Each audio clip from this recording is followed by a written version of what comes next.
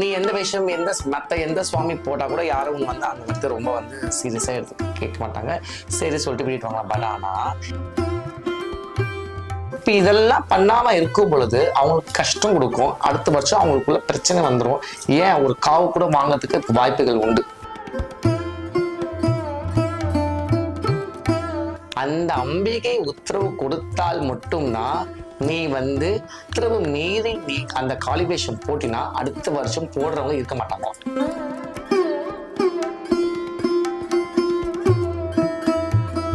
இப்போ நிறைய யூடியூப்ல கூட நீங்க பாத்துங்க மேக்கப் பண்ணும்போது அப்ப சாமி வந்து ஆடுவாங்க பாத்தீங்களா, சாமி வந்து ஏன்னா அந்த வைப்ரேஷன் தான். ஏன்னா அவளோட அந்த அலங்காரம் அது போகும்போது தன்னை மீறி வந்துடும்.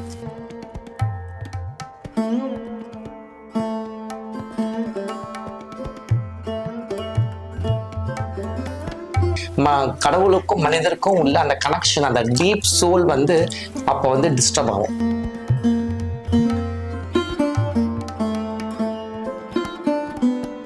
நீங்க நல்லா பாருங்க, பெரியவங்க மீனாட்சி அம்மன் போடுறதுக்கும் குழந்தைகள் மீனாட்சி பேடம் போடுறதுக்கும் நிறைய வித்தியாசம் இருக்கும்.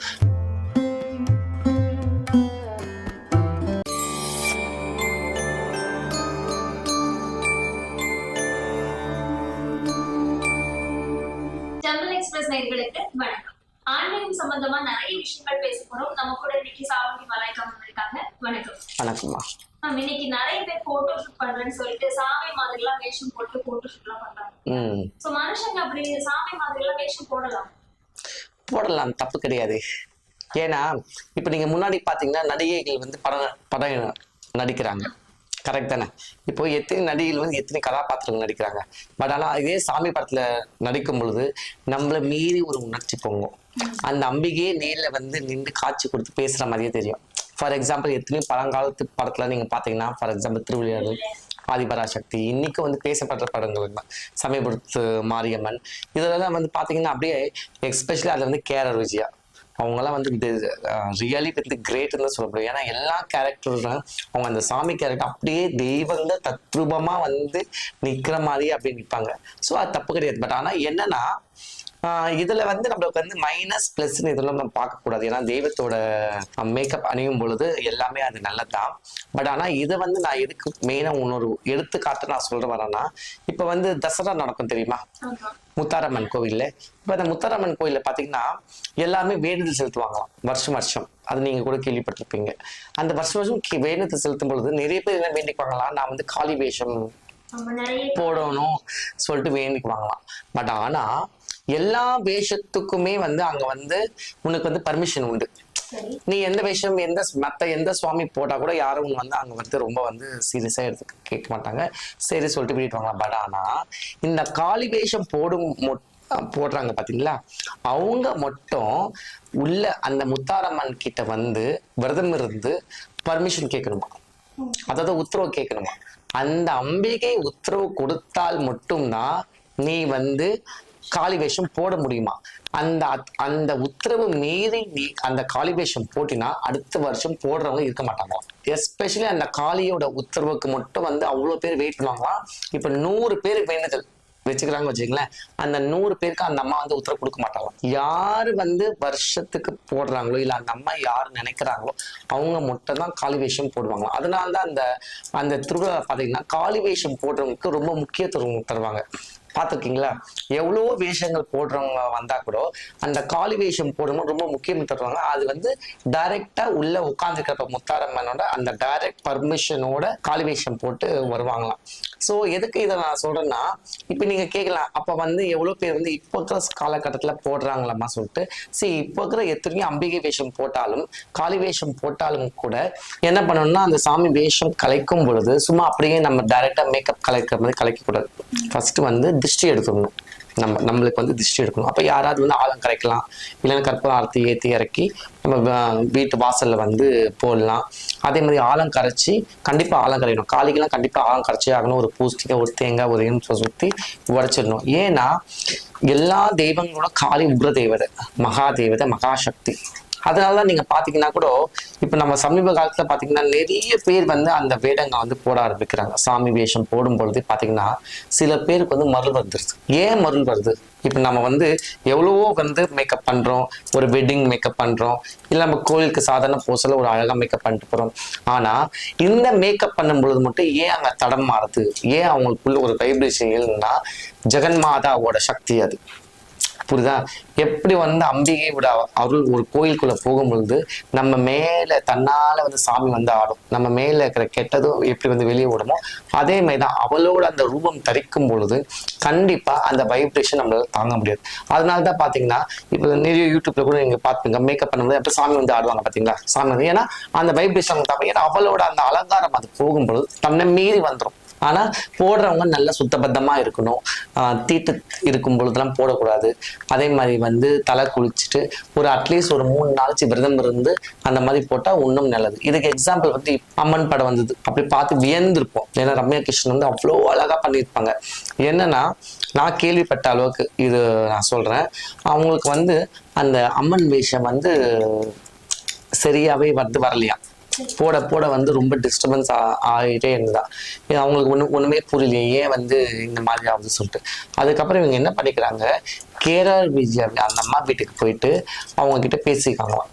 அப்போ அவங்க வந்து இவங்க கூப்பிட்ட சொல்லிக்காங்க, ரம்யா கிருஷ்ணன் கூப்பிட்டு போயிட்டு அவங்க பிரார்த்தனை பண்ணிட்டு அவங்க கையால குங்குமம் விட்டாங்களாம். ரம்யா கிருஷ்ணனுக்கு வந்து குங்குமம் விட்டதா சொல்றாங்க. அதுக்கப்புறம் தான் இந்த வேஷம், அந்த அம்மன் வேஷம் வந்து அது அற்புதமா வந்துட்டு ரெண்டாவது அவங்களுக்கு ஒரு டேர்னிங் பாயிண்டே சொல்லலாம். இன்னைக்கு வந்து கேஆர் விஜயா அம்மா அடுத்தது ஒரு அம்மன் விஷயத்துக்கு வந்து இந்த அளவுக்கு ஒரு பேரு புகழ் கொடுத்தது வந்து கண்டிப்பா வந்து அம்மன் தான். ஏன்னா அப்படி தத்ரூபமா அத்தனை தெய்வங்களோட உருவம் ஒரு க்ஷணத்துல ஒரு செகண்ட் நம்ம முன்னாடி அப்படி காட்சி கொடுத்ததா இருந்தது. ஸோ இதெல்லாம் தான் அந்த பக்தியின் வெளிப்பாடு தான் அதெல்லாம். ஸோ அதெல்லாம் பண்ணும்பொழுது பார்க்கும் பொழுதுதான் நமக்கு வந்து அந்த பரவச நிலை அடைவோம்.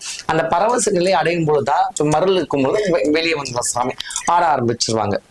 புரியுது அவங்களுக்கு? இப்ப சாமி வரவங்க என்ன பார்க்க ரொம்ப பக்தியாக உடம்புல புல்லரிச்சிடும், நம்மளை மீறி கண்ணில் தண்ணி வந்துடும், நம்ம மீறி கையெடுத்து கும்பிடுவோம், நம்மளை மீறி நம்ம வந்து தெய்வத்தை மனசார நினைச்சுக்குவோம். ஸோ இதெல்லாம் வந்து பக்தியின் வெளிப்பாடு, பக்தியின் நிலை.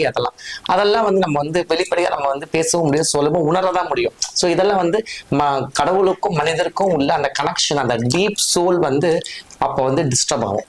இந்த டீப் சோல் டிஸ்டர்ப் எப்ப ஆகும்னா உண்மையிலே நம்ம வந்து அந்த தெய்வ சக்தியை உணரும் பொழுதுதான் நம்ம கண்ணிருந்து மலமளவு தண்ணீர் கொடுக்கும். இதே மாதிரி இப்போ ரீசெண்டா மதுரை மீனாட்சி அம்மன் கோவில் திருவிழா ரொம்ப சிறப்பா அப்ப கூட இந்த குட்டி குட்டி குழந்தைங்க எல்லாம் மீனாட்சி மாதிரி அழகா வேஷம் போட்டுருந்தாங்க. சோ இந்த குட்டி குட்டி குழந்தைங்க வேஷம் போடும்போது அவங்களுக்கு என்ன விருப்பம் கிடைக்குது? ஆமா, அதுதான் நிறைய பேர் சொல்லி காப்பாங்க, நாங்க வேண்டுதல் செலுத்துறோம், இது நாங்க வருஷம் இந்த குழந்தைங்க வந்து நாங்க போடுறோம்.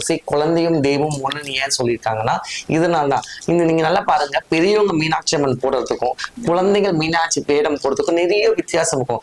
அப்படியே நம்ம பார்த்துக்கிட்டே இருக்கலாம் பொழுது நம்மளை மீறி கையெடுத்து இப்படி கும்பிட ஆரம்பிச்சிடும், நம்மளை மீறி ஓடி போயிட்டு அந்த பாத்திரத்தை தொட்டு கண்ணில் வச்சுக்குவோம். மீனாட்சியா இருக்கட்டும், இல்ல போட்டோ ஷூட்டுக்கு அம்மன் வேஷம் போடுறதா இருக்கட்டும், அவங்க எந்த மாதிரி விரத முறைகள்லாம் ஃபாலோ பண்ணி அந்த நார்மல் நம்ம ஒரு நான்வெஜ் எடுக்காம இப்போ எந்த சாவு வீட்டுக்கெல்லாம் போகக்கூடாது, அந்த டைம்ல தீட்டு திடக்கப்படக்கூடாது, சுத்தபத்தமா இருந்து வீட்டுல சாமி கும்பிட்டுட்டு பக்கத்துல போய் ஒரு விளக்கு ஏத்திட்டு அவங்க அந்த விரதத்தை கவிச்சு சாப்பிடாம இருந்தாலே நல்லா வந்துடும், நல்ல ஒரு பலன் கொடுக்கும். காளி வேஷம் கூட போடுறாங்க. ஆமா, காளி வேஷம் போடுறவங்க 48 நாள் ஒரு மண்டல விரதம் இருப்பாங்களாம். அப்படி இருந்தால்தான் முத்தாரம்மன் கிட்ட போடவே செய்வாங்க. இப்போ எந்த சாமி வேஷம் போடக்கூடாது? சரி, எல்லா வேஷமும் போடலாம், ஆனா காளி வேஷம் போடக்கூடாதுன்னு சொல்ல முடியாது. போடும் பொழுது சில நிபந்தனைகள் இருக்குன்னு சொல்ல வர. இப்ப நம்ம வந்து மேல் மலையனூர் எடுத்துக்கலாம், ஏன்னா மேல் மலையனூர் முழுக்க காளி வேஷம் மட்டும் தான் போடுவாங்க.